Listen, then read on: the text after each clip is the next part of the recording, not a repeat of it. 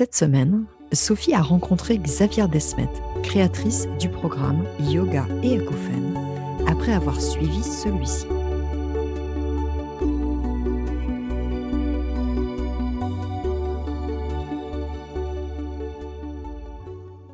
Aujourd'hui, nous accueillons Xavier Desmet, créatrice du programme de formation Yoga et Acouphènes.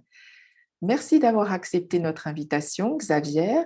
Pouvez-vous vous présenter en quelques mots? Bonjour Sophie, alors je suis Dr Xavier Desmet, je suis professeure de yoga thérapeute et aussi docteur en pharmacie.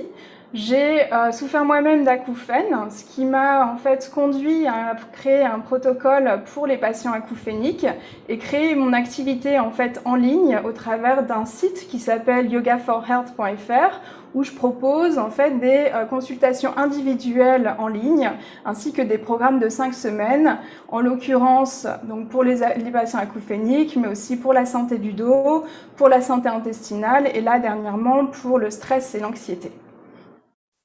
Xavier, quelles particularités avez-vous notées chez les personnes qui suivent vos programmes et notamment les acouphéniques?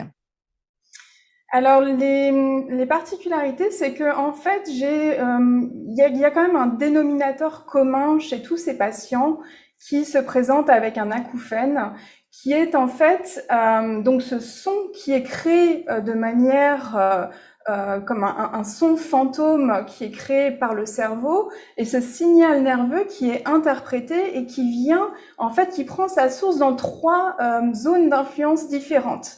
Et en fonction des patients, ça peut être une zone d'influence, comme ça peut être aussi une association de ces zones d'influence. Et donc, il y a tout d'abord en fait un facteur, une origine physiologique ou physique. Parfois, on a des patients qui se présentent avec un bruxisme qui va créer des acouphènes, avec un traumatisme dans les cervicales, avec une surdité qui s'est installée et qui en fait remplace le son qui est manquant. Tout ça donc prend son origine à l'origine dans la physiologie ou dans le physique, dans le corps. Ce qui crée un signal qui va être ensuite traduit comme un signal d'alerte pour le corps. Il y a aussi une origine psychique, c'est-à-dire qu'il y a tout un système aussi d'anxiété, de rumination, de pensée négative, un narratif aussi chez certains patients qui disent « Ah, moi je vais pas bien, il y a des choses qui vont pas très bien dans mon cerveau ». Il y a un langage aussi qui va empirer aussi la condition de ces patients. Et puis, enfin, il y a un facteur aussi extérieur, donc l'environnement, qui va venir donner ce signal nerveux, c'est-à-dire que je vais me retrouver dans un environnement bruyant, je vais pas supporter le bruit, ça va me stresser. Je vais donc pas pouvoir bien dormir, je vais m'alimenter aussi de manière où, par exemple, je vais manger beaucoup de fritures, ce qui va créer un stress oxydatif. Donc, tous ces facteurs qui viennent de ces 3 aires d'influence, physiologique, physique, environnementale et psychique, parfois qui viennent tous en même temps, vont créer ce signal d'alerte pour le corps qui va ensuite créer donc un signal auditif qui va être traduit par un acouphène. Ce qui fait que en fait le travail qu'on peut initier, c'est aller donc se concentrer sur le système nerveux, aller travailler sur le système nerveux et faire en sorte tout d'abord d'apaiser le système nerveux qui est en état d'alerte permanent et qui, voire même, en fait, se retrouve dans une boucle négative puisque, en fait, le son va créer un stress supplémentaire, ce qui va encore empirer le signal acouphénique. Ensuite, on va aussi, si on a identifié la cause, si parfois on a la chance d'identifier la cause, aller travailler sur les facteurs qui vont créer ce signal à l'origine. Donc, si c'est un bruxisme, de travailler sur des relâchements de la mâchoire. Si c'est un problème d'hygiène de vie, d'aller établir des nouvelles habitudes dans le quotidien. Si c'est une perte auditive, malheureusement, il n'y a pas grand-chose qu'on peut faire, mais on peut quand même travailler sur la perception du son et la réaction nerveuse à ce son. Et donc, faire ce travail aussi holistique de compréhension de tous les facteurs qui vont venir intervenir sur l'acouphène.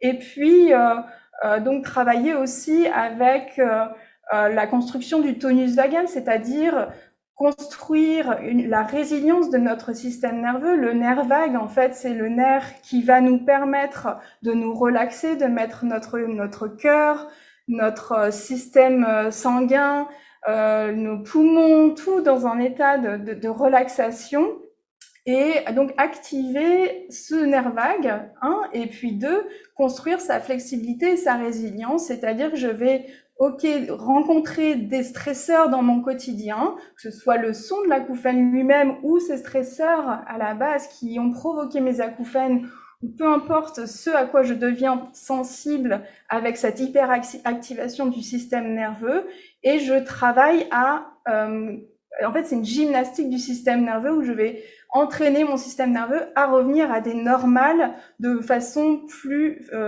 facile et rapide. Voilà, retrouver un état d'équilibre. Et il y a aussi tout ce qui est au niveau cérébral, de reprogrammation cérébrale, de reprogrammation des voies neuronales qui sont je vais par exemple renforcer un sentiment de positivité. Et là, je vais travailler avec des visualisations, je vais renforcer la joie en moi, les émotions positives pour pouvoir aller stimuler la sécrétion de neuromédiateurs qui vont servir mon humeur et qui, par conséquent, vont m'aider aussi à progresser vers un management plus efficace de mes acouphènes. Donc, il y a plein d'angles sur lesquels on peut travailler. Et en yoga thérapie, on dispose de beaucoup d'outils qui impactent, que ce soit au niveau du système nerveux, les neuromédiateurs, les hormones, les organes. Il y a vraiment beaucoup de choses à faire. Que proposez-vous dans votre programme pour aider les personnes qui s'inscrivent à mieux vivre avec leurs acouphènes, concrètement?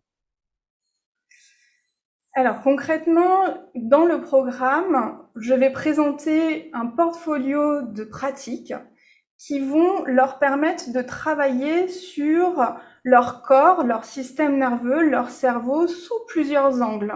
Et en fonction du profil du patient acouphénique, il va y avoir une réceptivité, une sensibilité qui va se développer ou non. Et dans ce cas, laisser le choix finalement au patient de conserver ces pratiques dans son quotidien. En fait, dans mes programmes, on fait 1 heure de pratique par semaine où j'expose le portfolio de pratiques avec une progression logique pour faire travailler le système nerveux en croissance, en décroissance, pour prendre le temps aussi de travailler sur la neurochimie du cerveau avec des méditations particulières. Et ensuite, ils ont dans leur tâches quotidiennes des petites pratiques qui sont de l'ordre de 10 à 15 minutes, et ils vont consolider ce qu'on a initié en fait pendant l'heure de pratique. Donc ils sont vraiment aussi libres de prendre dans toutes ces pratiques ou les devoirs que je propose de faire quotidiennement à la maison, les pratiques auxquelles ils sont les plus sensibles. Alors, c'est un programme qui s'adresse au plus grand nombre, qui s'adresse certes aux patients acouphéniques, mais qui, vous savez, présente une grande diversité de profils. Et en ce sens, en fait, ce programme réunit un portfolio de pratiques qui s'adresse au plus grand nombre. Et il se peut que dans certaines pratiques, il n'y ait pas de réponse pour certains patients, ou qu'il y ait un inconfort trop grand pour pouvoir conserver la pratique, et libre aux patients en fait de sélectionner ces pratiques qui lui font du bien et les intégrer dans leur pratique quotidienne. Il y a aussi dans mon approche des consultations individuelles en ligne où là on s'attache à une approche personnalisée, et bien sûr on prend en compte le profil de chacun et on adapte en fonction de ça. Alors, je confirme qu'en effet, il est très utile de se constituer sa propre boîte à outils avec l'ensemble du programme de Xavier qui est quand même assez dense. On peut se constituer sa boîte à outils qui correspond à ses attentes et à ses possibilités. Pour la dernière question, on va parler chiffres. Quels résultats enregistrez-vous avec les personnes qui suivent votre programme? Alors ce programme, je l'ai mis en place parce que moi-même j'ai été acouphénique. Et ce que j'ai fait, c'est que j'ai réuni toutes ces pratiques qui m'ont fait du bien. J'ai été voir les publications scientifiques pour étayer en fait et comprendre d'abord pourquoi ces pratiques me faisaient du bien.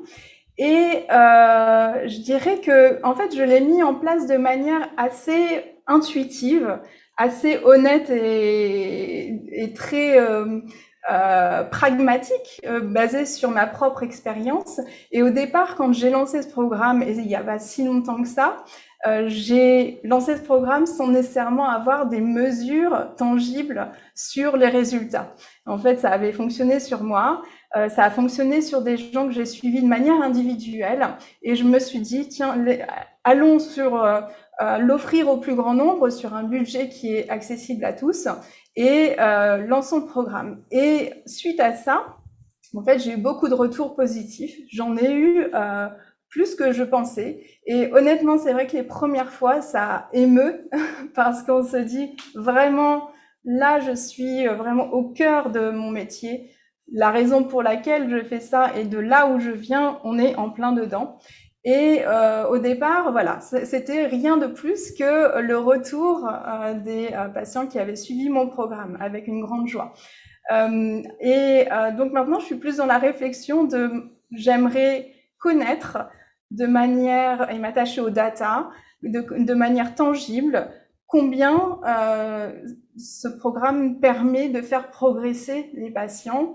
Et je commence à envoyer un questionnaire qui me permet d'avoir une base en fait sur là où le patient se situe et un questionnaire aussi à la fin pour pouvoir comparer en fait les datas.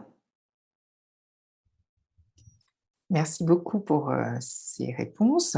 En résumé, ce que j'ai retenu de ce programme que j'ai suivi, c'est que le but des pratiques que vous proposez, c'est d'abord de commencer à rééduquer, entre guillemets, rééduquer le cerveau pour qu'il n'interprète plus le signal produit par les acouphènes comme n'étant pas ou plus une menace et diminuer le stress et les tensions générées par ce signal. Baisser également l'excitabilité des neurones, si j'ai bien retenu.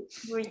Avec tout un travail sur le système parasympathique, le nerf vague, les automassages aussi, ça c'était très intéressant.